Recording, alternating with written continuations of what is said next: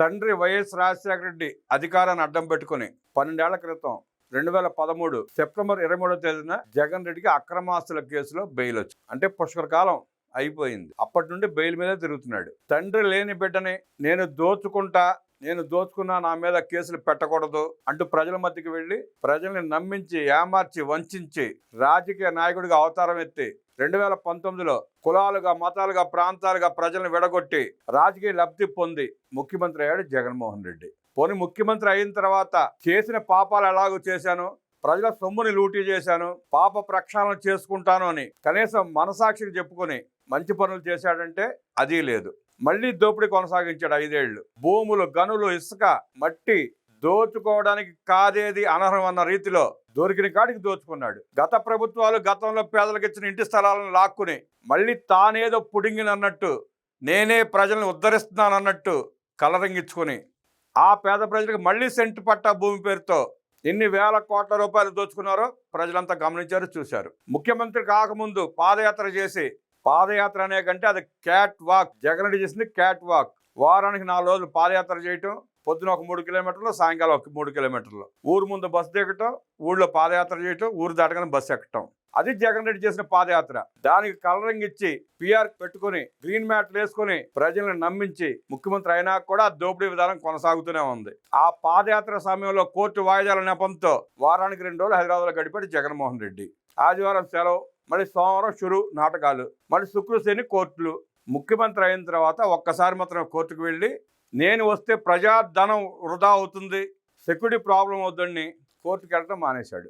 సుమారుగా 4000 వాయిదాలకు పైన ఇప్పటిదాకా ఎగ్గొట్టిన వాయిదాల సంఖ్య. ముఖ్యమంత్రిగా దిగిపోయి పులివెందుల ఎమ్మెల్యేగా అయిన తర్వాత కూడా ఈ 17 మాసాల్లో కూడా కోర్టుకి హాజరు కాకుండా నాటకాలు వేస్తూ బయట తిరుగుతూ ఉన్నాడు. గంజాయి బ్యాచ్ని పలకరించడానికి ఊరెళ్తాడు.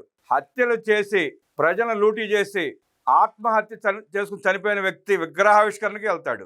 మిర్చి యార్డ్ సందర్శన పేరిట ఆ మిర్చి కిట్టీలని లూటీ చేయడానికి జనాన్ని వేసుకుని వెళ్తాడు. సత్తెనపల్లెటూరులో తన కారు కిందే తన కార్యకర్తలను చంపి వెళ్లిన కర్కోటకుడు జగన్మోహన్ రెడ్డి కోర్టు వాయిదాకి రావడానికి మాత్రం కుంటి సాగులు చెబుతూ కాలక్షేపం చేస్తున్నాడు. ఈ నేపథ్యంలో కోర్టు ఈ నెల అటెండ్ కావాల్సిందని టాకీజులు ఇస్తే ఇక మన పప్పులు ఉడకు, కోర్టుకు వెళ్లాల్సిందనే ఉద్దేశంతో ఈ రోజు కోర్టుకు అటెండ్ అయ్యే ప్రయత్నంలో ఉన్నాడు జగన్మోహన్ రెడ్డి. ఆ కోర్టుకు వస్తా కూడా టైం షెడ్యూల్ విడుదల చేసిన ఆర్థిక నేరగాడి మనస్తత్వం ఏంటో అర్థం కాని స్థితిలో ప్రజలు ఉన్నారు, వ్యవస్థలు ఉన్నాయి. సుమారుగా 32 కేసులు ఉన్న జగన్మోహన్ రెడ్డి ఈ రోజు విచారణ 32 కేసులు. ఆ విచారణకి కోర్టుకి 1 గంట సమయం ఇచ్చాడు జగన్మోహన్ రెడ్డి. కోర్టుకు షెడ్యూల్ ఎటువంటి అర్థం కాక వ్యవస్థ తలపట్టు కూర్చున్నాయి. నేను వస్తే లా అండ్ ఆర్డర్ ప్రాబ్లం అంటాడు, ప్రభుత్వానికి ఖర్చు అంటాడు, ప్రజలకు ఇబ్బంది అంటాడు. ప్రజల సొమ్ము లక్షల కోట్ల రూపాయలు లూటీ చేసి దొంగ బతుకుతూ దొంగలాగా తిరుగుతూ ఆ దొంగ మీద కేసులు నమోదయ్యి కోర్టుకు రమ్మంటే మళ్ళీ ప్రజలకు దండగా అంటాడు. ఎట్టకేలకు ఈ రోజు జగన్మోహన్ రెడ్డి కోర్టుకి 1 గంట సమయం ఇచ్చాడు. 32 కేసుల్లో A1గా ఉన్న ముద్దాయి జగన్మోహన్ రెడ్డి 11:30 నుంచి 12:30 దాకా నేను కోర్టులో ఉంటాను, అంతకు మించి నాకు ఉండే తీరిక లేదు, సమయం లేదు, ఈ గంటలో ఏం చేసుకుంటారో విశ్లేషణ చేసుకోండి అంటూ వ్యవస్థకు సవాల్ చేస్తున్నాడు జగన్మోహన్ రెడ్డి. అలాంటి జగన్మోహన్ రెడ్డిని పోలీసులు ఎలా కంట్రోల్ చేస్తారు, కోర్టులు ఏ రకంగా చూస్తాయో ఇవాళ మనం చూడబోతున్నాం. ఆ 1 గంట షెడ్యూల్ జగన్మోహన్ రెడ్డి అమలు చేస్తే రాజ్యాంగాన్ని రాసిన మేధావులే విస్తుపోవాల్సిన పరిస్థితి ఏర్పడుతుంది. కోర్టుకి 1 గంట సమయం ఇచ్చిన జగన్మోహన్ రెడ్డి వైఖరిని ఆ కోర్టులు ఎలా చూస్తాయో ఇవాళ ప్రత్యక్షంగా చూడబోతున్నాం. న్యాయ వ్యవస్థను కించపరచడం, జడ్జిని దూషించడం, కోర్టును అవమానించడం జగన్ రెడ్డికి వెన్నతో పెట్టిన విద్య.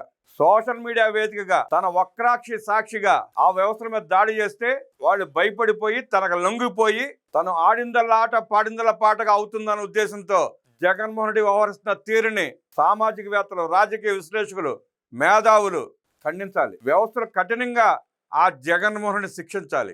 ఆ న్యాయస్థానాలని, ఆ జడ్జిల్ని జగన్మోహన్ రెడ్డి దండుపాలెం బ్యాచ్ విమర్శించిన తీరుకి, మాట్లాడిన విధానానికి, ఆ దోషణలకి కడుపు మండి కోర్టులు సీరియస్ అయి కేసులు పెట్టి సిబిఐ ఎంక్వైరీ చేస్తే ఆ మంద జైలులో మగ్గిన సంగతి కూడా మనం చూసాం. బయటికి వచ్చినా కూడా వాళ్ళ విధానాలు మార్చుకోవాలా.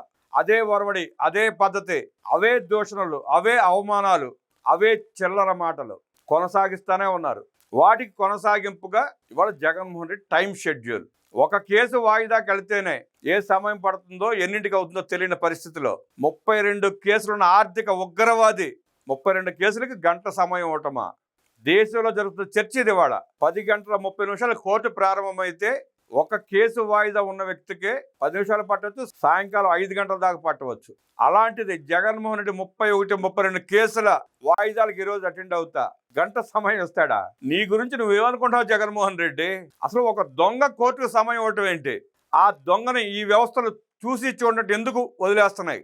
బెయిల్ తీసుకుని బయటకు వచ్చిన ఈ 12 సంవత్సరాల కాలంలో ఎన్ని దుర్మార్గాలు చేశాడో, ఎన్ని అక్రమాలు చేశాడో, ఎంత దోపిడీ చేశాడో, ఎంతమంది ఉసురు తీశాడో తెలిసి కూడా ఇంకా మేషాలు లెక్క వేస్తున్న ఈ వ్యవస్థలో ప్రజలకు రేపు ఏమని సమాధానం చెప్తాయి? జగన్మోహన్ రెడ్డిని అరెస్ట్ చేయడానికి ఈ వ్యవస్థలు భయపడుతున్నాయా అని ప్రజలు తీవ్రంగా ఆక్షేపిస్తున్నారు, ప్రశ్నిస్తున్నారు. అక్రమాస్తుల కేసులో 13 సంవత్సరాలుగా సాగతీత ధోరణి సాగుతూ ఉంటే ఈ కేసులు తేలేదన్నాడు. ఆ లక్షల కోట్ల రూపాయలు రికవరీ చేసేది ఎప్పుడు? అలాంటి ఆర్థిక ఉగ్రవాదిని కట్టడి చేయకపోతే ఈ దేశ భవిష్యత్తు ఏంటి? ప్రజలు విస్తృతంగా చర్చ జరుగుతూ ఉంది.